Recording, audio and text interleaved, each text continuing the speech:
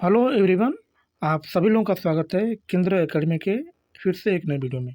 Friends, आज की video हम लोग सिंधु घाटी सभ्यता से आर्थिक जीवन के बारे में जानेंगे, उनके रहन सहन के बारे में जानेंगे।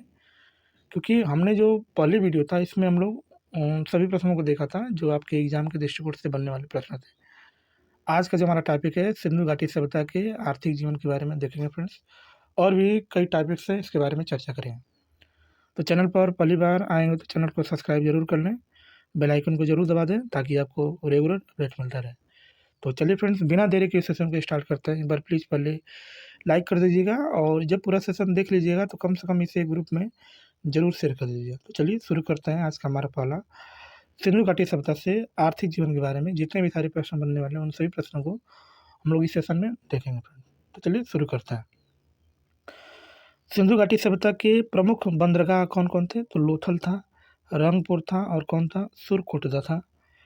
सिंधु घाटी सभ्यता में माप की दशमलव और माप तौल की इकाई को 16 के गुणज में होती थी। सर्वप्रथम कपास पैदा करने का श्रेय हड़प्पा सभ्यता के लोगों को ही दिया जाता था।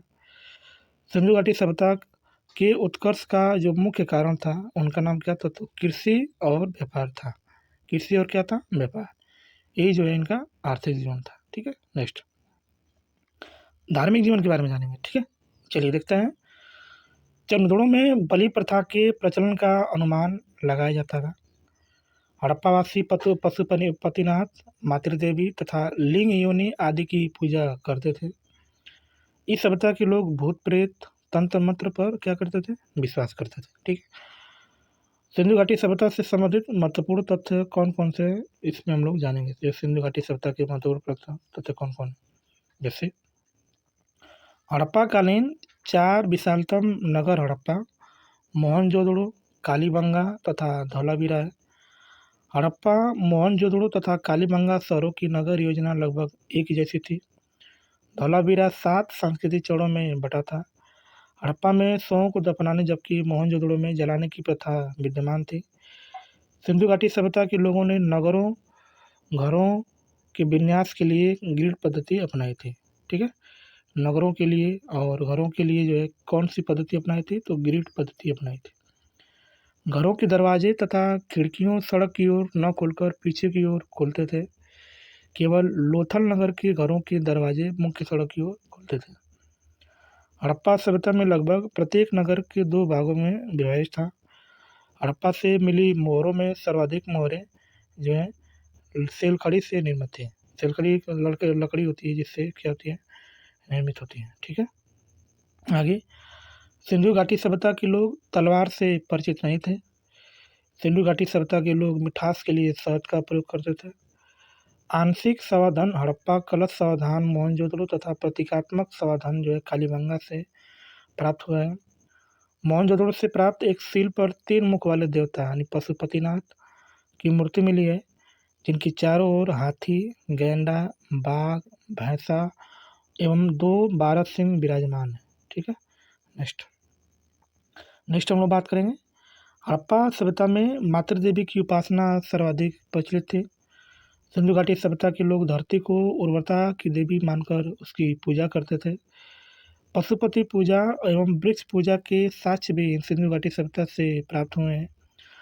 संध्यावासी मुख्य रूप से सूती एवं ऊनी वस्त्रों का प्रयोग करते थे। मोहनजोदड़ो एवं कलिबंगा से प्राप्त हुए कुछ मोहरों पर पशु बलि के जो है प्रमाण प्राप्त हुए हैं। किसके प्राप्त हुए हैं? तो कालीबंगा और मोहनजोदड़ो पर। ठीक है, नेक्स्ट हम लोग बात करेंगे। पर्दा प्रथा एवं वेश्यावृत्ति संघ सभ्यता में प्रचलित थी। सिंधु घाटी सभ्यता के लोग पुनर्जन्म में क्या करते थे? विश्वास करते थे। ठीक है, नेक्स्ट चलिए फ्रेंड्स, अब हम लोग जो है प्रमुख स्थल देखेंगे, उत्खनन खर्ता देखेंगे और वहाँ से कौन कौन सी वस्तुएं प्राप्त हुई हैं और उनके अवशेष को देखेंगे। ठीक है, जैसे हड़प्पा की बात करेंगे तो हड़प्पा की खोज जो है राय बहादुर दयाराम साहनी ने किया था। वहाँ पे मुख्य वस्तुएं कौन कौन सी प्राप्त हुई हैं? जैसे लाल बलुआ पत्थर से बना पुरुष, लिंग योनि के पोषण प्रतीक, लकड़ी की ओखली में गेहूँ तथा जौ, पासा, ताम्रतुला तथा दर्पण, विशाल चबूतरे वाले छछे या नगारों की 2 कतारें। ठीक है, और भी बहुत सारी चीज़ें प्राप्त हुई हैं। जैसे कांस्य से निर्मित हिरण का पीछा करते हुए कुत्ते की मूर्ति, कब्रिस्तान R37, शंख से निर्मित बैल, स्वास्तिक तथा चक्र के साक्ष्य, सीपी का पैमाना, ये जो है हड़प्पा सभ्यता से प्राप्त हुआ। ठीक है, अब हम लोग फ्रेंड जो है मोहनजोदड़ो से देखेंगे मोहनजोदड़ो से क्या क्या प्राप्त हुआ है। जैसे मोहनजोदड़ो की बात करेंगे तो इसकी जो खोज है रखाल दास बनर्जी ने किया है। वहाँ पे क्या क्या प्राप्त हुआ है तो विशाल स्नानागार व अन्नागार, दाढ़ी वाले पुजारी की मूर्ति, नर्तकी की कांस्य मूर्ति, पशुपति मोहर, गीली मिट्टी के दिए के साक्ष्य, सीपी से बनी हुई पटरी, मिट्टी का तराजू, सबसे बड़ी ईंट का साक्ष्य। ठीक है, और बात करेंगे तो भट्टों के अवशेष। ठीक है, हम लोग देखेंगे चन्नोदोड़ो के बारे में। अर्नेस्ट मैके ने इसकी खोज किया है। 4 पहिए वाली गाड़ी, मनके बनाने का कारखाना, वक्राकार ईंटें, अलंकृत हाथी और कंघा, ये जो है चन्नोदोड़ो से प्राप्त हुआ है। ठीक है, नेक्स्ट अब देखेंगे लोथल के बारे में। लोथल की खोज जो है SR राव ने किया है। वहाँ से क्या प्राप्त हुआ तो फारस के मुहर, बंदरगाह, धान तथा बाजरे के साक्ष्य, 3 युगल समाधियाँ, दिशा मापक यंत्र, तांबे का कुत्ता, धान की भूसी, ये जो है वहाँ से प्राप्त हुआ है। ठीक है, नेक्स्ट हम लोग बात करेंगे कालीबंगा। कालीबंगा से क्या क्या प्राप्त हुआ है तो इसकी जो खोज है बीबी लाल एवं BK थापर ने किया है।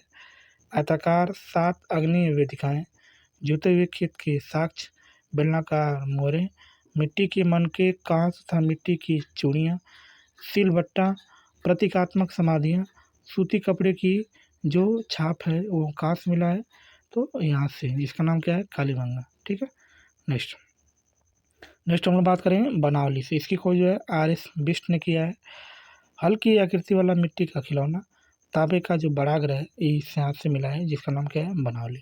ठीक है, नेक्स्ट चलिए फ्रेंड्स अब हम लोग देखेंगे सिंधु सभ्यता तो हमने देख लिया, और वैदिक संस्कृति के बारे में देखेंगे कि वैदिक संस्कृति से कौन कौन से प्रश्न पूछे जाते हैं। ठीक है, चलिए शुरू करते हैं। वेदों की रचना वैदिक काल में हुई है।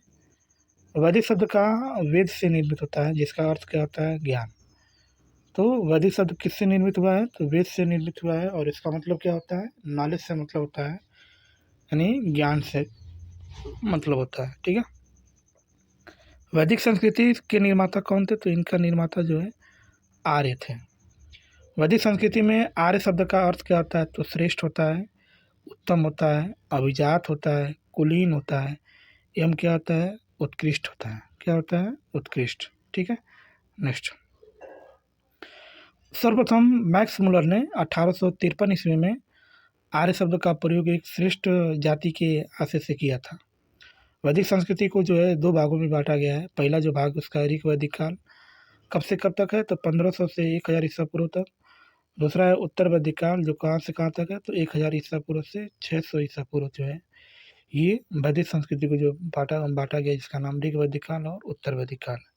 ठीक है, अब लोग देखें फ्रेंड्स ऋग वैदिक काल, जिसका सन कहाँ से कहाँ तक 1500 से 1000 ईसा पूर्व जो है इसका कार्यकाल है, जो ऋग वैदिक काल है। इसमें देखेंगे फ्रेंड्स हम लोग जो बनने वाले प्रश्न है, सिंधु घाटी सभ्यता के विपरीत वैदिक घाटी सभ्यता मूलतः ग्रामीण थी। सिंधु घाटी की सभ्यता कैसी थी तो नगरीय थी, और इसकी सभ्यता कैसी थी तो ये ग्रामीण थी। आर्यों का प्रारंभिक जीवन पशुचारण पर आधारित था। आर्यों के प्रारंभिक इतिहास की जानकारी का मुख्य स्रोत क्या है तो ऋग्वेद है, यानी ऋग्वेद से हम लोग जानते हैं कि आर्यों का जो है जानकारी कहाँ से प्राप्त हुई। 1400 ईसा पूर्व के बोगज कोई यानी एशिया माइनर के अभिलेख में ऋग वैदिक काल के देवताओं इंद्र, मित्र और नवरुण तथा नासत्य का उल्लेख मिलता है।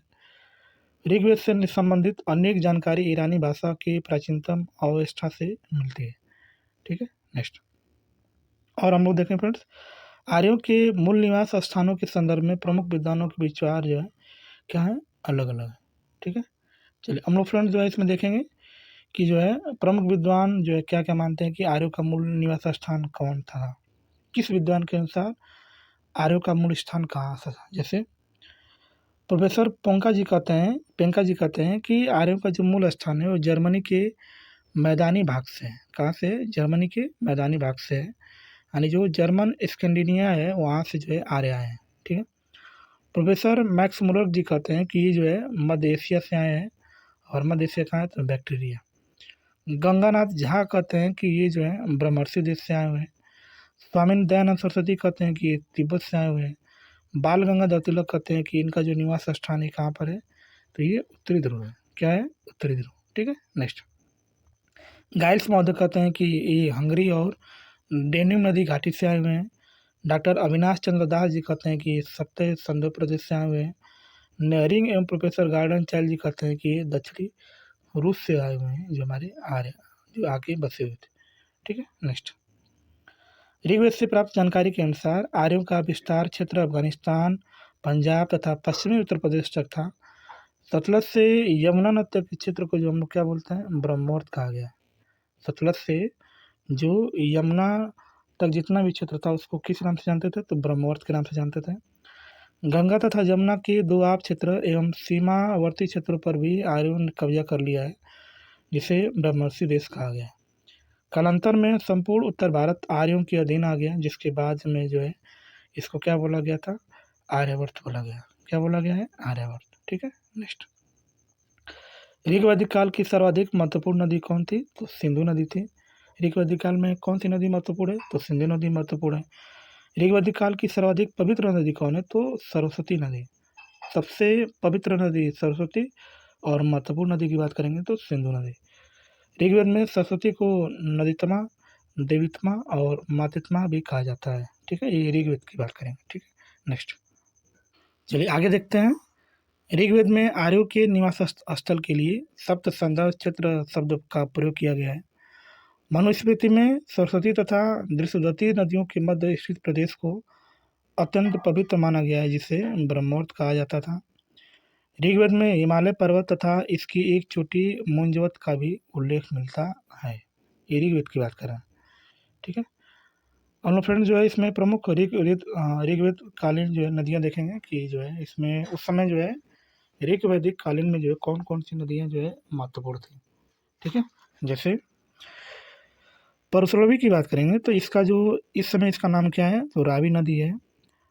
सतलुज जो है इसका आधुनिक नाम क्या है, तो इसको हम लोग सतलुज बोलते हैं। क्या बोलते हैं? सतलुज।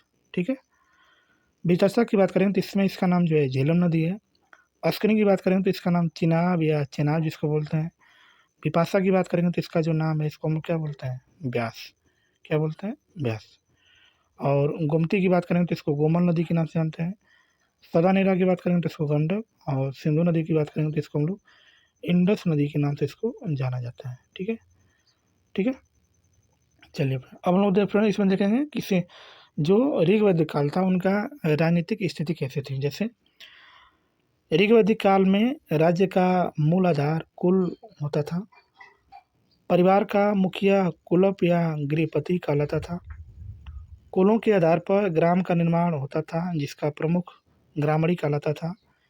अनेक ग्राम मिलकर विश्व बनाते थे, जिसका प्रमुख विश्वपति कहलाता था। और विश्व से जो है जन बनता था, जिसका एवं जन का जो प्रमुख था जनपति कहलाता था। यानी कुल, ग्राम, विष्ट और जन जो है इसका जो है प्रारूप है।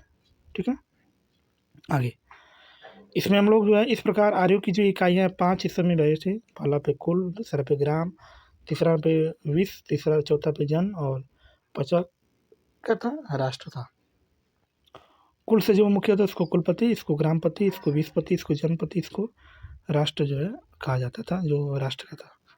ठीक है, नेक्स्ट। नेक्स्ट हम लोग बात करेंगे इसमें ऋग्वैदिक काल में अनेक जनतांत्रिक संस्थाओं का विकास हुआ था, जिनमें सभा, समिति तथा विविधत प्रमुख थे। ऋग्वैदिक काल में महिलाएं भी राजनीति में भाग लेती थीं। सभा और समिति राजा को सलाह देने वाली संस्थाएं थीं। सभा श्रेष्ठ और सम्राट लोगों की एक संस्था थी तथा समिति सामान्य जनता का प्रतिनिधित्व करते थे।